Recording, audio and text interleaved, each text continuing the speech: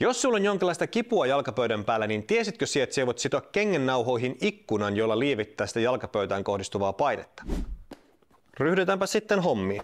Tällä kertaa sun ei tarvitse purkaa nauhoja loppuun asti, vaan ainoastaan siihen sun mahdollisen kipukohdan alapuolelle.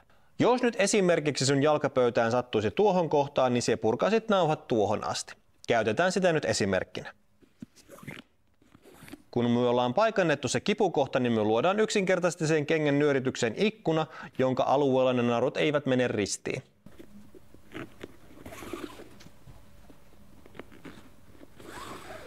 Jonka jälkeen me punotaan narut normaalisti ristiin.